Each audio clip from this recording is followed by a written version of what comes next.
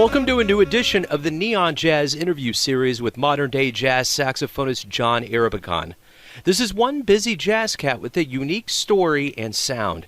He's got plenty of projects that are being released and just got a 4-star review in Downbeat in September 2015 for his release of Behind the Sky. Over the course of our conversation, he talked about projects with Dave Douglas and Tom Harrell, along with soaking up all his good jazz experience in his 20s and 30s to get him ready to release albums in his 40s and 50s and well beyond. From the music flavor rich of Chicago, he has gone on to introduce the world to his very unique jazz sound that is pushing the craft into new and cool directions. Some even call it revolutionary. Please dig this interview, my friends. Thanks for taking some time to talk with me today. I appreciate it. No problem. I'm going to go ahead and dive right in. It looks like you got some good things going, in particular, a great review in Downbeat this month. But I just want to ask you kind of generically, what's been going on with you lately? Well, it's been a busy season. Last week, my 2 records that my record label, Irabagon Records, my 2 records dropped. One is called Behind the Sky, and it features Tom Harrell and Luis Perdomo, Yasushi Nakamura, and Rudy Royston, and it's 11 of my more straight-ahead jazz tunes that I've written over the last couple of years. And then the other record is called Inaction is an Action, and it's a highly experimental solo sopranino saxophone record. So those 2 things are pretty wide on the opposite ends of the spectrum there, but they both represent aspects of the music that I love, so I'm proud to release them at the same time. And simultaneously, in October, I'm on 3 other records as a sideman that are all dropping in different times in October. The first is Dave Douglas's new one with his quintet, that I'm in with Matt Mitchell and Rudy Royston and Linda O, and that's called Brazen Heart. And then Most Other People Do the Killing has a record coming out where I play all alto for the first time in that band since 8 or 9 years ago. That's called Maw Chunk. And finally, there's a Barry Altschul Freedom Factor record that's coming out called Tales of the Unforeseen on Tomb Records. And that's coming out at the end of October. So I'm really excited. This is kind of a coalescence of all these different projects I've been a part of for the last couple of years, and it just so happens that they're all coming out around the same time. That's cool, man. That's a good problem to have for sure. Yeah, definitely. So let me go back to the lineage of your life here. Where were you born and raised? I was born in Chicago, the suburbs of Chicago,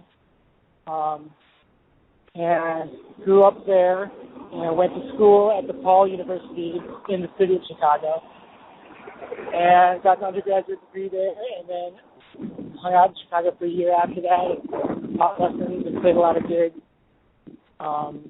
And then decided to move to New York and study with Dick Oates in the Manhattan School of Music.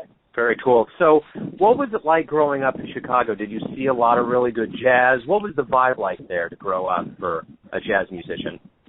Well, I didn't really get into jazz necessarily until my junior or senior year of high school. And by then, I had started going into the city to see some music. I went to Von Freeman's Tuesday night jam session at the New Apartment Lounge many, many times. I went to the Velvet Lounge and hung out with Fred Anderson. I'd go to Andy's and hang out with Greg Fishman and more straight-ahead players. So Chicago was a great place to grow up because there were so many different styles, different types of music.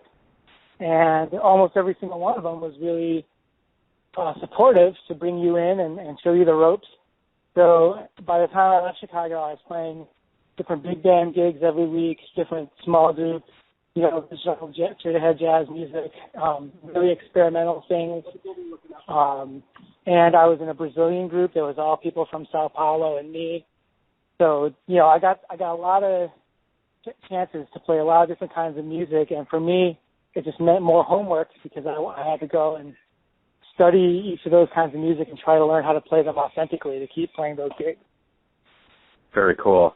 So, as a kid, did you grow up when you were a kid? Did you think you were going to grow up and become a jazz musician? What was your dream? Well, I didn't necessarily think that I was going to be a musician, but there is some music in my family, and I always did have a good time when music things would come up or we'd go see concerts. or things like that. So music was always a part of my life. I wasn't sure if I wanted to dive right in and become a musician, and that definitely took time. Probably till right when I was finishing up my undergraduate degree, I decided, you know what, maybe I should go for this. Yeah, that's cool.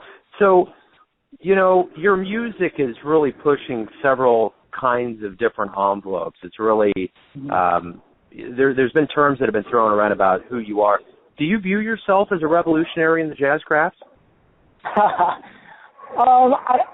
think that kind of thing is left for other people to decide and history to decide. But what I do think is important is to follow your ideas and be true to yourself. And if you enjoy a particular kind of music, pursue it, and not try to sell out and just do stuff for money or fame. I do believe in that. So, it just so happens that my interests are pretty wide-ranging, and that I don't mind putting my neck out there to support my wide-ranging interests and pursue them. And so I think a lot of musicians, and especially in America and especially in the jazz scene today, are either afraid to pursue other things, or they're so deeply entrenched in whatever they're doing that they're not interested in other things. So in that aspect, I guess I am a little bit different than other jazz musicians in the scene. But as far as being a revolutionary, I think only time and history can tell that kind of stuff. Yeah, absolutely. So just in the first question that I asked you, you threw out some pretty heavy names in the world of jazz that you're gigging with, like Dave Douglas and Tom Harrell. What is it like to share the stage and watch those practitioners of jazz that have been so heavy for so long to be around that energy? What's it like for you? Oh, man, I mean, it's a dream come true to get to play with people like Dave Douglas and Tom Harrell and Barry Altschul. These are people that when I finally did get super interested in jazz in high school, Dave Douglas's quintet was like a huge touring force in America, and so I definitely followed that group. One of the first records that I loved that was a little bit more pushing the envelope was Dave Holland's Conference of the Birds, and so Barry Altschul was on that. And at the time, I just remember being like, who is that? I got to play with that person. Just the way that he combines the drum set and the percussion into one seamless thing. That's a concept I had never thought of. And then, through Joe Lovano, his quartets that Tom Harrell plays on one CD on, Tom plays the most beautiful, exquisite lines on that. So just to be able to share any kind of stage or recording session with people that are older than you and that have pursued this music for way longer than you can learn so much on and off the bandstand from people like that. And in the last couple of years, I've been blessed to be able to play with people of that caliber. Yeah. Well, the other thing that's been really good for you in your life is that you've gotten a lot of awards. You were the winner of the '08 Thelonious Monk Saxophone Competition. You've been a downbeat as one of the top picks for a while. In 2012, you won an award from the National Association of Filipino. I'm not going to go through all of them, but you've got a lot of awards. Was there one that you got that you thought, wow, this is really cool? Maybe one of the early ones or one of them that just kind of hit you off guard? Well, the Thelonious Monk one in 2008 was a pretty surprising win for myself. I got selected to be in the semifinals for that, and I didn't think much about winning or think about pursuing winning. I just wanted to play how I play, and the big thing was to get to hang out with Wayne Shorter and Herbie Hancock and David Sanchez and Greg Osby and Jimmy Heath and Jane Ira Bloom that weekend. So winning it was a surprise and has definitely helped my career and helped solidify some ideas that where I was coming from and what I want my music to be. So that was a pretty big award for me. So you've obviously played around a lot of big names, been around a lot of places around the country. Who has taught you the most about music? Who has taught me the most about music? Wow, that's a great question. Well, recently, as far as I had a great high school teacher who really put me on the right track. My first improv teacher named Greg Fishman was instrumental in teaching me about music theory and, standards and functional harmony. But as far as being on the bandstand and learning through them that way, I've had a long time relationship with Barry Altschul, the drummer, and we've been playing on it pretty regularly for 5 or 6 years now, and we've done several tours, both under my name and his, and that's a lot of road time and a lot of time for stories, and he's always open to answering my questions about different musicians that he's played with and different scenes from the New York and European scenes from, basically from the 60s until today. So I've learned a lot from him. He's always been really open to telling me, like, okay, well, you're doing this a lot. Maybe you should try to do this. Maybe this would help serve the music more. And so he's been a huge influence on me.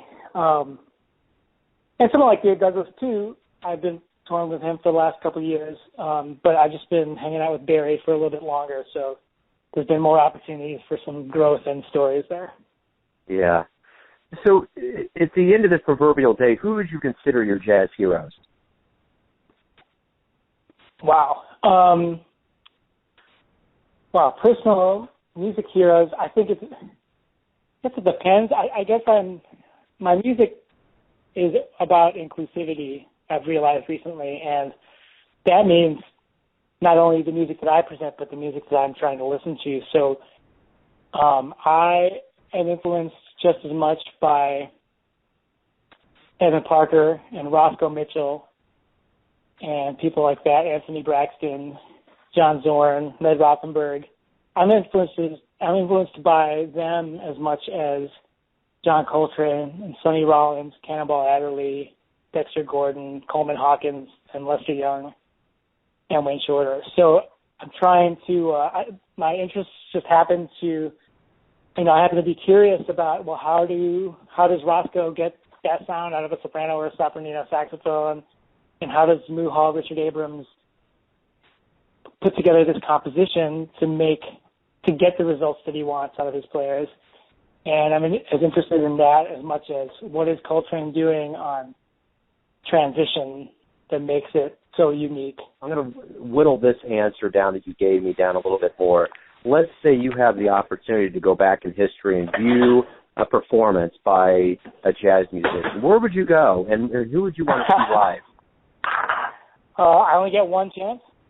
No, let's do 2 or 3. That would be a good handful. Wow. Okay. So, there's so many to pick. I would, if I could.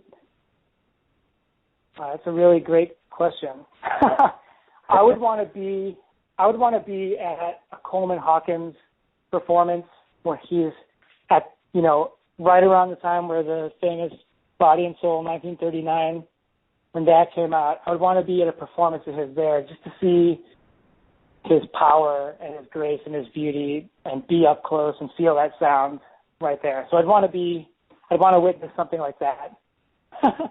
Yeah. And I feel like I'd want to be in Graz, Austria in the fall in 1962 to catch the Coltrane Quartet play Autumn Leaves, the one time they played it live in Graz, because I would want to at least try to find out why they played it that day. That's the only time they played it, and Coltrane takes one of my favorite solos on that tune and of his career on soprano on that.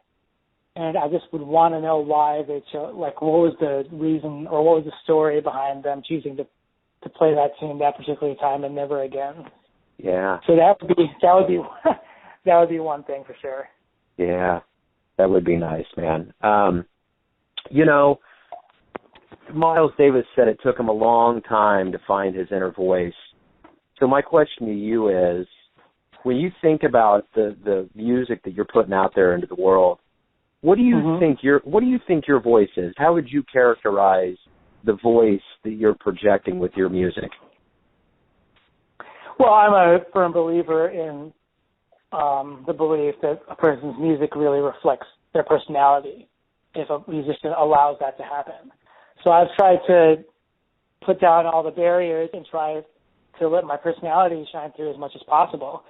And, on social media or whatever, and not necessarily about me all the time, but there'll be detractors, and they'll talk about how this person doesn't have his own unique voice yet, blah, blah, blah. But I think it's all part of a process. It's all part of growing and experimenting and finding out who you are as a person and as a musician. And eventually they become one and the same. So, I did wait a while compared to some of my peers to put out my first record, but since then, I've tried to steadily put out different records of different aspects of things that I'm interested in, and hopefully I've grown from each of those things. And I feel like your 20s and 30s are a time to experiment and grow and gain as much input as possible. And maybe when you're in your 40s or even your 50s is the time that it all coalesces and becomes one unique voice that becomes you. And, maybe some people are blessed to not have to go through that long-term process and they've got their individual voice right away. I feel like someone like Sonny Rollins or Johnny Griffin had their voices immediately, and they are really lucky. But for the rest of us, I think a constant and honest search for growth and finding out who you are, not only in music, but like finding out what books you like and what kind of paintings you like and things like that. I think that all helps, and it all eventually leads to you becoming yourself. Absolutely. So let me ask you this. What's the greatest thing for you about waking up every day?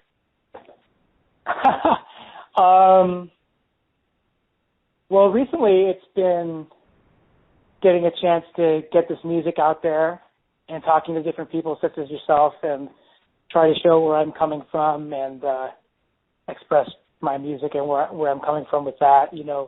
I've been really excited about the Sopranino record, In Action is an Action, because it was an intimidation thing for me for over a decade. I first heard Anthony Braxton's Four Alto when I was in college, and I just couldn't believe that there was a whole record of just saxophone. And then went back and discovered that there was a Coleman Hawkins solo saxophone performance. And then the floodgates opened, and I found maybe 100 or more solo saxophone recordings. And ever since then, I was like, this is a really challenging thing to do, put out a solo record and to try to say something that might be my own. And so that's been intimidating me for over a decade. And last year was the time to finally do it. But I really consistently all year worked on a solo saxophone performance with the idea that I would record it at the end of 2014. And so for that whole year, that really kept me waking up in the morning and like going towards something, like it was a undefined and wide open goal.